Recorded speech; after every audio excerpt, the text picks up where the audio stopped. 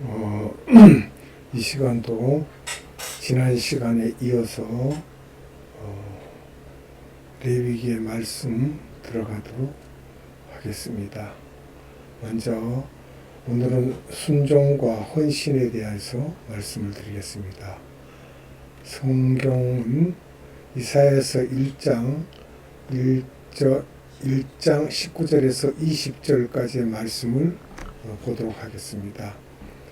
너희가 즐겨 순종하면 땅의 아름다운 소산을 먹을 것이요 너희가 거절하여 배반하면 칼에 삼켜지리라. 여호와의 입의 말씀이니라. 무슨 말씀이에요 이게? 하나님의 말씀을 순종하면 땅의 아름다운 소산을 먹을 거고 풍요롭게 살 것이고, 너희가 거절하여 배반하면, 하나님의 말씀을 거역하면 죽임을 당한다는 거죠. 칼에 삼켜지리라는 게 죽임을 당한다는 말씀이죠. 그 레위기는 하나님의 백성이 마땅히 살아야 할 거룩한 삶의 규례를 기록한 후 순종과 불순종에 대한 상벌 규정이 이어집니다. 순종에는 복이, 불순종에는 저주가 따른다는 이야기죠. 레위기 26장에 기록된 말씀들이지요. 모든 법률에는 상벌 규정이 따릅니다.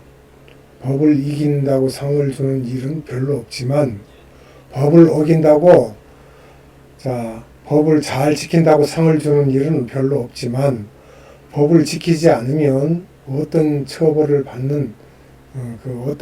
받는지 규정을 합니다. 이러이러한 잘못이 있으면 벌을 받는다라고. 그런데 하나님의 법은 그 법을 지키는 백성에게 복을 주신다고 분명히 말씀하고 계십니다. 하나님의 말씀은 진리이기 때문에 그 진리를 따라 사는 사람은 하나님께서 베풀어 놓으신 복을 누리게 됩니다. 여기서 보통 말할 때 우리가 축복받는다 그러는데, 그 축복이라는 말은 여기에 들어가는 게 아닙니다. 복을 그냥 누린다, 복을 받는다라고 해야지 하나님은 축복하는 분이 아닙니다. 축복이라는 말은 윗사람이 아랫사람에게 복을 빌어주는 걸 축복이라는 것, 그렇게 말을 사용하죠. 하나님의 복은 무조건적 복과 조건적 복으로 구분할 수 있습니다. 그냥 악인에게나 선인에게나 베푸시는 복이 있고, 또 조건을 두고 지켜서 행하면 복을 주신다, 이렇게 말씀하시죠. 무조건적인 복은 또 무슨 복인가? 하나님께서 생육하고 번성하라고 하신 복이지. 창세기 1장 28절에 말씀을 하고 계시죠. 번성하라고 하신 복은 무조건적인 복입니다. 누구를 물어나고 다 그 복은 받을 수 있는 복입니다. 모든 인류가 하나님을 믿건 믿지 않건 상관없이 생육하고 번성합니다. 하나님께서 인간을 구원하시기 위해 독생자를 보내신 것도 무조건적 복입니다. 그건 하나님께서 하나님의 섭리 가운데 계획하셔서 하시는 일이니까 우리는 잘하건 못하건 간에 하나님께서 주시는 복입니다. 인간들이 잘하건 못하건 관계없이 일방적으로 예수님도 보내주셨어요. 우리가 보내주십시오, 보내주셔야 됩니다, 그렇게 요구하지 않았는데, 그 내용은 요한복음 3장 16절에 잘 말씀하고 계십니다. 하나님이 세상을 이처럼 사랑하사 독생자를 주셨으니 이는 그를 믿는 자마다 멸망하지 않고 영생을 얻게 하려 하심이라. 요한복음 3장 16절 말씀이죠. 또 로마서 5장 8절에도 말씀하시기를 우리가 아직 죄인 되었을 때에 그리스도께서 우리를 위하여 죽으심으로 하나님께서 우리에 대한 자기의 사랑을 확증하셨느니라 그랬습니다. 자기의 사랑을. 누구의 사랑? 하나님의 사랑을 확증하셨다는 거, 이미. 그 다음에 조건적 복이 있습니다. 이제 조건이 달려있죠. 잘하면 복을 받고 못하면 복을 못 받는다는 이야기입니다. 그러나 조건적인 복이 많이 있습니다. 명령을 순종하면 약속된 복을 받습니다. 우리가 10계명 중에 제5계명은 내 부모를 공경하라, 그리하면 내 하나님 여호와가 내게 준 땅에서 네 생명이 길리라고 말씀하셨어요. 엄청난 복이죠. 장수의 복입니다. 출애굽기 20장 12절 말씀이죠. 이 말씀이.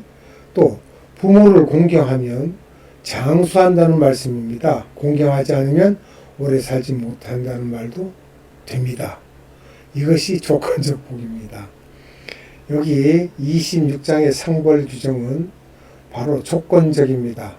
순종하면 복을 받습니다. 그러나 불순종하면 저주를 받습니다. 이것은 하나님께서 약속하신 말씀이에요. 조건부 복은 뭔가 한번 살펴봐야 되겠습니다.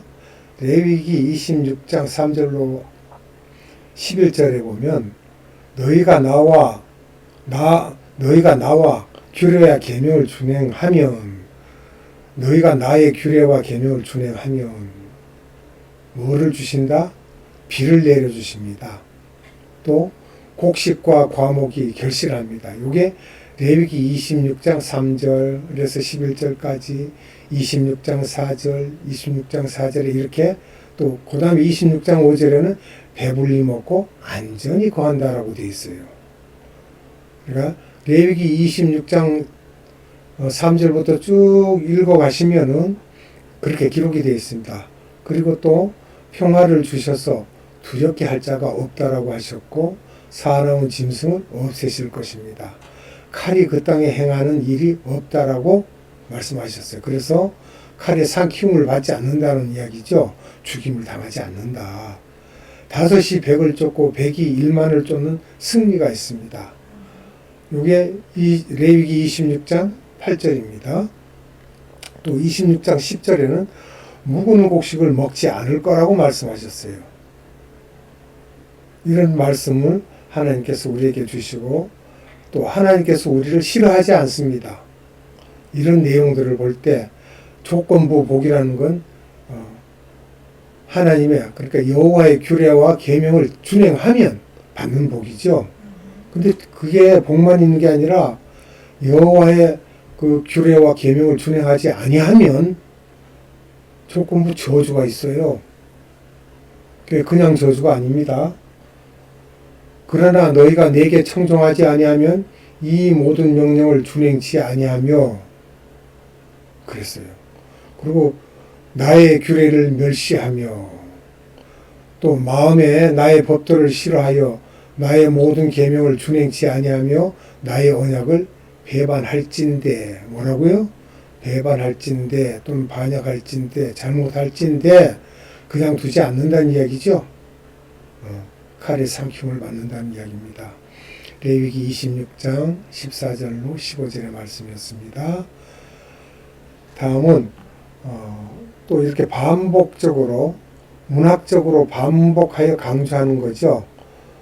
또 계명을 준행하지 않는 것은 먼저 청종하지 않는 것으로 시작합니다. 그리고 규례를 멸시하고 마음으로 하나님의 법을 싫어하는 그런 전 단계가 있습니다. 이런 과정을 지나서 외적으로 언약을 배반한 것이 확연히 드러나게 됩니다.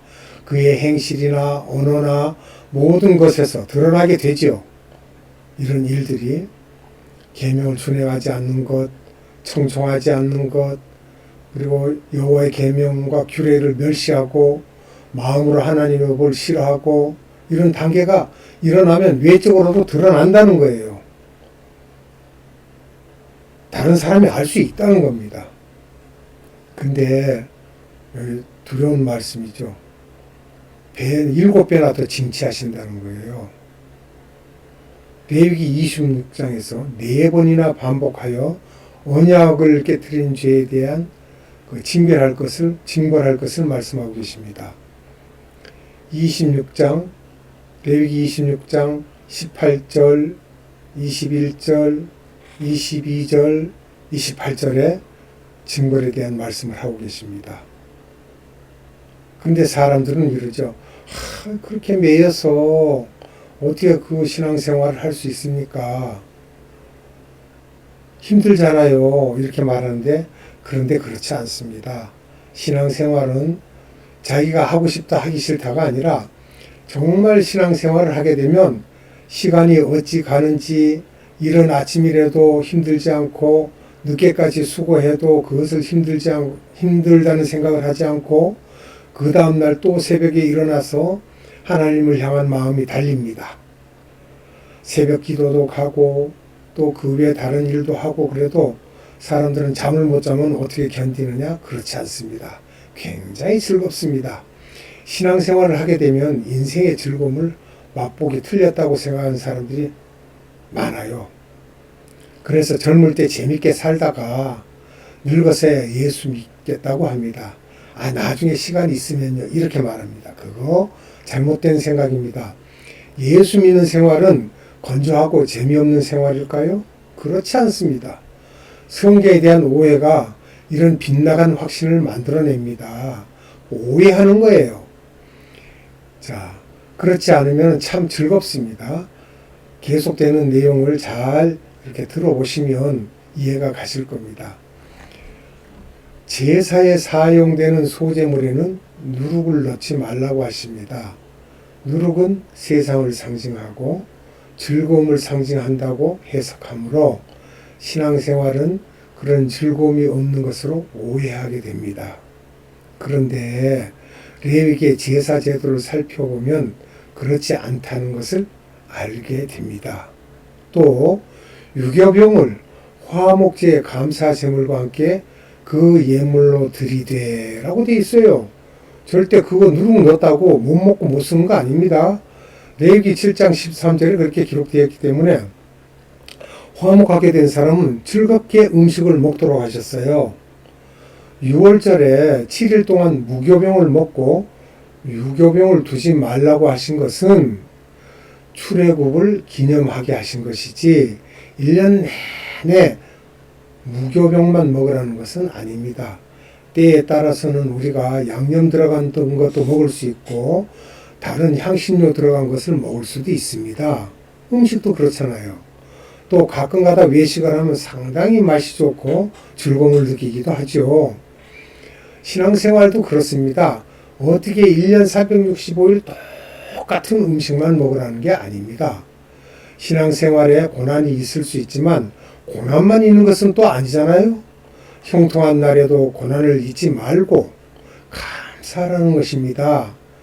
우리가 고생이 되고 힘든 일이 있다고 그것이 계속 지속적으로 우리 일생을 지배하겠습니까? 그렇지 않습니다.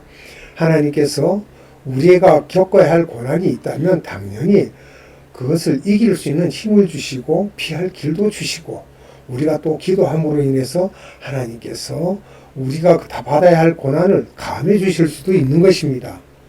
그리고 또 77절에는 누룩을 넣어 구운 떡을 요제로 하나님께 드리라고 하셨어요. 그럼 그거 먹어야죠. 그죠? 누룩을 넣어도 괜찮다는 거예요. 하나님의 법칙대로만 하라는 겁니다. 이 레위기 23장 17절에 그렇게 77절에 대한 말씀을 하셨고 또 신앙생활은 결코 우울하거나 무미건조한 생활이 아닙니다. 도리어 기쁨과 감사가 넘쳐 찬송이 흘러나오는 생활입니다. 찬송이 나오지 않는다면 그것은 하나님과의 관계에 문제가 있어서지 하나님께 신자를 괴롭혀서가 아닙니다. 하나님께서 우리 성도나 신자들을 괴롭혀서가 아닙니다. 성경은 구약과 신약 모두에서 하나님을 믿는 생활에는 기쁨이 있다고 말씀하고 계십니다. 그것을 제가 하는 그 말이 아닙니다.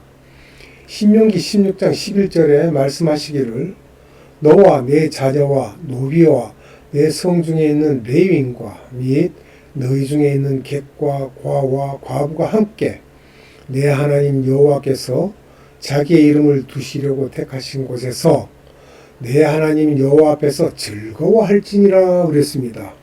아멘이죠? 데살로니가 전서 5장 16절로 18절에 말씀하시기를 항상 기뻐하라. 쉬지 말고 기도하라. 그러니까 어떤 분은 밤에 잠자야지 언제 기도합니까?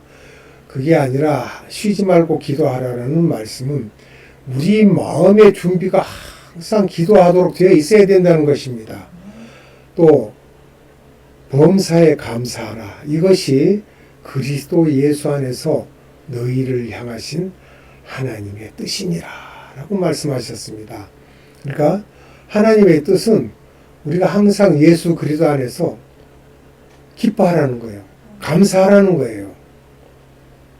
그러니까 하나님께서 우리에게 감사로 제사를 드리는 것을 영화롭게 받으신다라고 시편에서도 말씀을 하고 계십니다.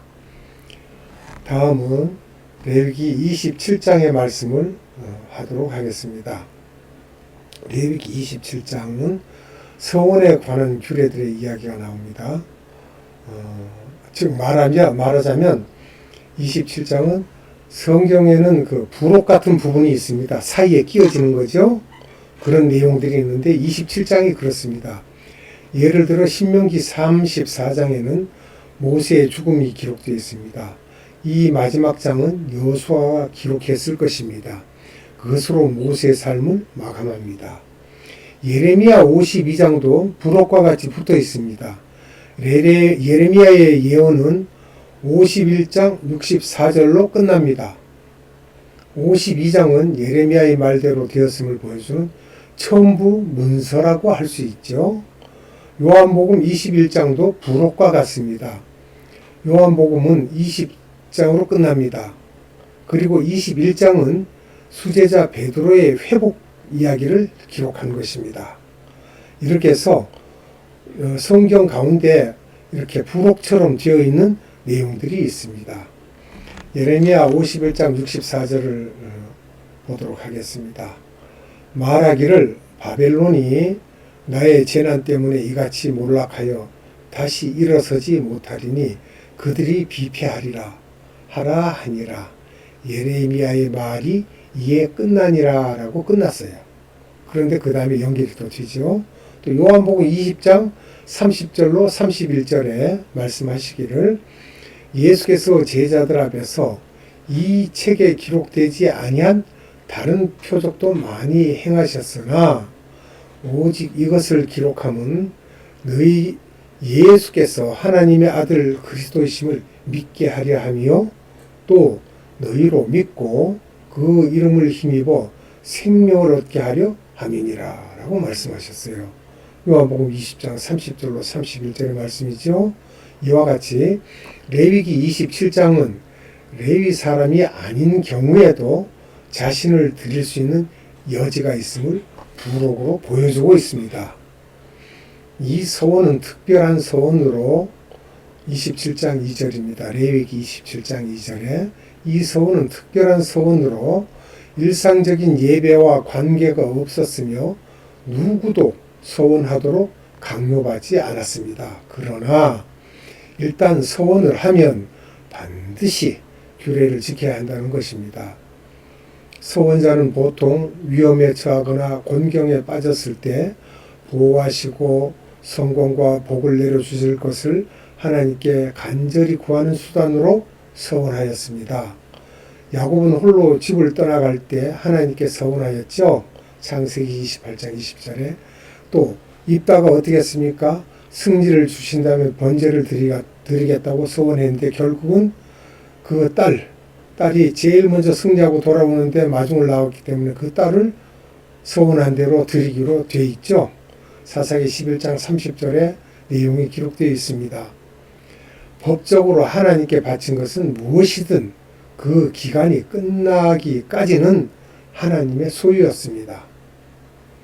이때 원래 소유자는 성물에 미리 약정된 대가를 지불함으로써 자기 소유를 되찾을 수 있었습니다. 즉 나는 소 한 마리를 드리겠다, 양 한 마리를 드리겠다고 했는데 그것을 드리지 못했을 때는 그 대가를 더 보태서 지불하게 되어 있습니다.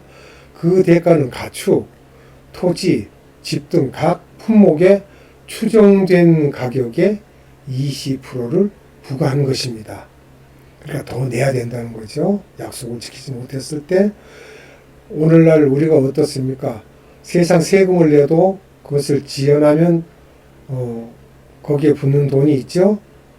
그와 같이 레위기 22장 14절에 말씀하시기를 만일 누가 부지 중에 성물을 먹으면 그 성물에 그것의 5분의 1을 더하여 제사장에 줄지니라. 5분의 1이면 10분의 2가 되죠.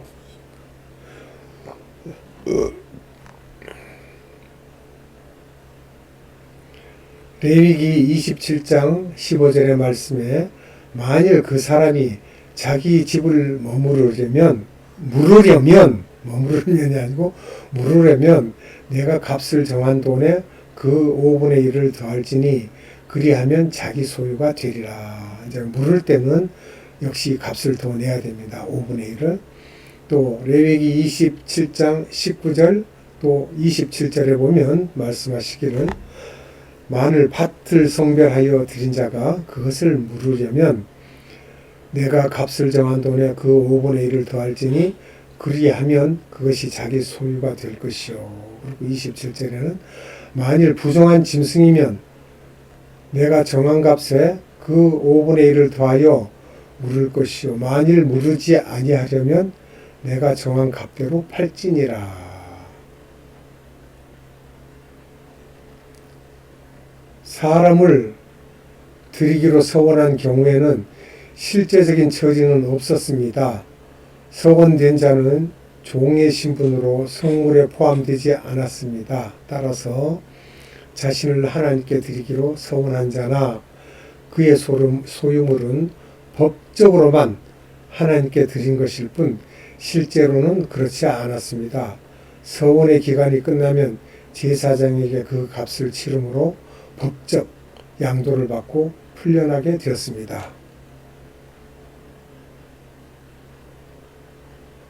이런 특별 서원의 효력은 첫 번째, 서원한 자는 자신과 자기 소유물을 자원하여 하나님께 바칠 수 있는 특권이 항상 있다고 생각하며 살게 되고, 두 번째는 성물, 즉 요즘으로 말하면 요즘 현 시대죠.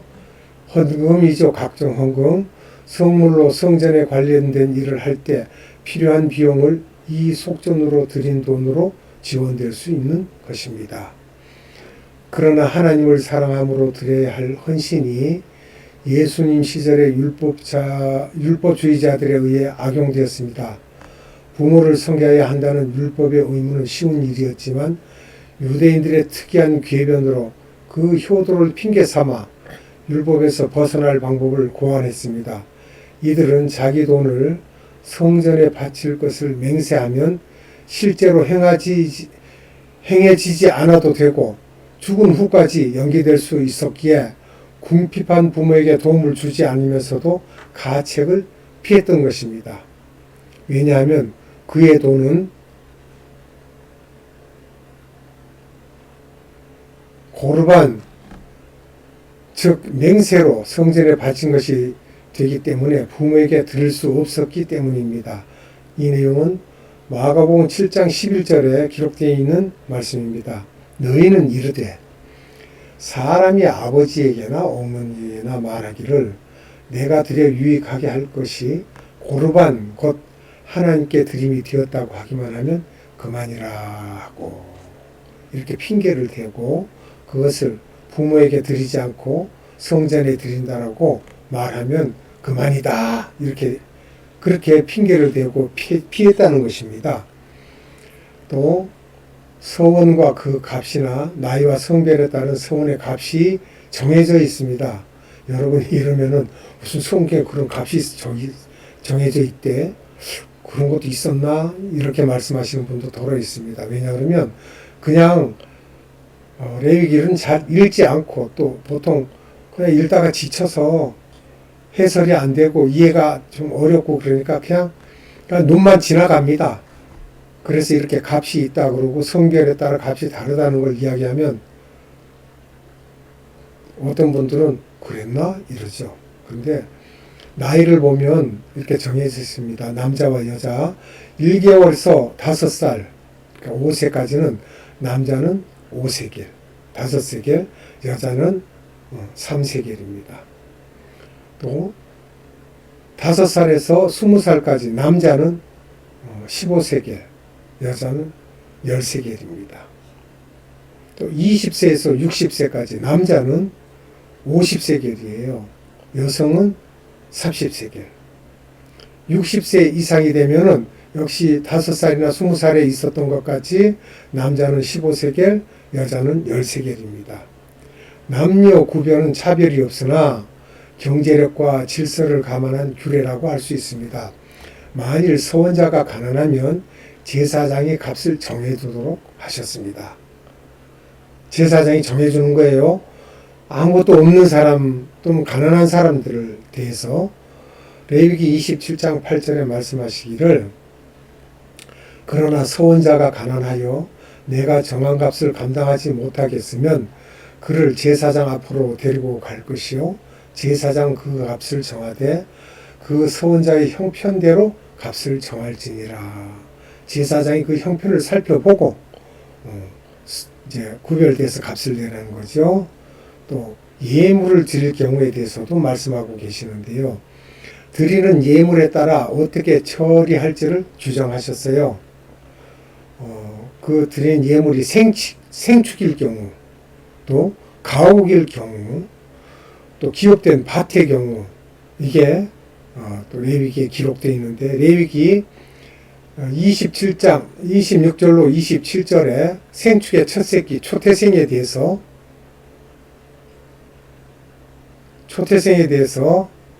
본래 여호와의 것입니다. 초태생은.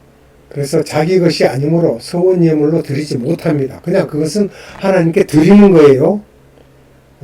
그래서 레위기 27장 26절로 27절 오직 가축 중에 처음 난 것은 여호와께 드릴 첫 것이라 소나 양은 여호와의 것이니 누구든지 그것으로는 성별하여 드리지 못할 것이며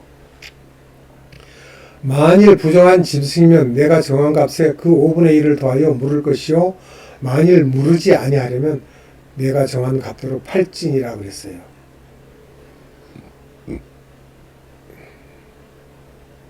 아주 바친 것에 대한 말씀입니다. 아주 바친 것은 속할 수 없습니다. 완전히 드렸기 때문에. 요거는 레위기 27장 28절로 29절에 여기서 여호와께 아주 바친 것이란 헤렘으로 저주받아서 멸절된 것이라는 의미와 영원히 드렸다는 의미를 갖고 있습니다.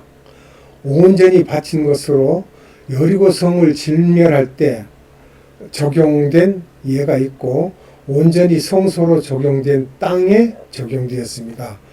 이제 이게 뭐냐 그러면 영영이 드린 것이다 라는 이야기예요. 물릴 수도 없고 바꿀 수도 없습니다. 그러므로 아주 바친 그 사람은 하나님을 섬기기 위해 아주 바쳤다는 뜻이 아니라 하나님의 진노의 대상이 되어 죽이기로 정해진 자들을 말합니다. 그 사람들은 아주 없어지는 거죠. 예컨대 가나안 족속들 민수기 21장에서 2절 3절에 기록된 내용들과 그리고 아각이죠. 진노를 사서 진멸하라는 걸 진멸하지 않고 좋은 것을 가져와서 자기 장막에 감추어 놨다고 들킨 아각이 해당됩니다. 여기에서 말하자면 이 사람들은 반드시 그 목숨을 끊어야 했습니다. 그러므로 그들을 속한다거나 교환한다는 것은 불가능한 일이었습니다. 그리고 그 다음에 이제 11조에 대한 이야기들이 나옵니다. 농경문화이므로 땅의 소출과 가축에서 10분의 1이 여호와의 것으로 드려졌습니다. 땅의 10분의 1이 여호와의 것으로 여호와께 성물이고 소, 양의 10분의 1이 거룩한 것이므로 바꾸지 못합니다. 레위기 27장 32절로 33절의 말씀입니다. 오늘은 여기서 마치기로 하고 다음에 이 11조에 대한 내용 외에 또 레위기에 대한 말씀을 하도록 하겠습니다. 감사합니다. 네, 기도합시다. 사랑의 하나님 감사합니다. 오늘도 하나님께서 우리를 사랑하셔서 레위기의 말씀을 선포할 수 있도록 은혜 베풀어 주심을 감사드립니다. 아버지, 이 말씀이 많은 사람들에게 전파되어서 하나님의 백성들의 마음을 적시게 하시고 이 말씀이 살아 역사하심으로 세상을 살면서 하나님의 법도를 잊지 않고 살아갈 수 있도록 은혜 베풀어 주시기를 원합니다. 모든 것을 감사드리며 예수님의 이름으로 기도드리옵나이다. 아멘.